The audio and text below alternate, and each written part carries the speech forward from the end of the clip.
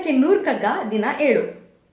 ಋತುಚಕ್ರ ತಿರುಗುವುದು, ಕಾಲನೆದೆ ಮರುಗುವುದು, ಮೃತನ ಮಣ್ಣಿಂದ ಹೊಸ ಹುಲ್ಲು ಮೊಳೆಯುವುದು.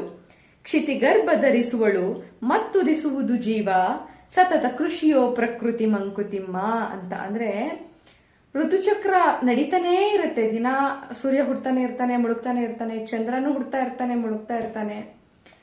ನಾವು ಉಸಿರಾಡುವಂತಹ ಗಾಳಿ, ನಾವು ಸೇವಿಸುವಂತಹ ನೀರು ಆವಿಯಾಗ್ತಾ ಇರುತ್ತೆ, ಮೋಡ ಆಗುತ್ತೆ, ಮತ್ತೆ ಮಳೆ ಬರುತ್ತೆ. ಹಂಗೆ ಸತ್ತ ಮನುಷ್ಯನನ್ನ ಹೂಳ್ತೀವಲ್ಲ, ಅವನೇನಾಗ್ತಾನೆ ಮರಗಳಿಗೆ, ಸಸಿಗಳಿಗೆ, ಬೆಳೆಯುವ ಹುಲ್ಲಿಗೆಲ್ಲ ಕೊಳೆತು ಆಹಾರ ಆಗ್ತಾನೆ, ಮತ್ತೆ ಹುಡ್ತಾನೆ, ಮತ್ತೆ ಸಾಯ್ತಾನೆ, ಮತ್ತೆ ಹುಡ್ತಾನೆ. ಇಡೀ ಪ್ರಕೃತಿಯೇ ಒಂದು ಕೃಷಿಯ ಭಾಗ. ಅದು ಮನುಷ್ಯನ ಜೀವನ ಆಗ್ಲಿ, ಋತುಚಕ್ರ ಆಗ್ಲಿ, ಎಲ್ಲವೂ ಒಂದು ಚಕ್ರದ ರೀತಿ ಸುತ್ತಾನೇ ಇರುತ್ತೆ.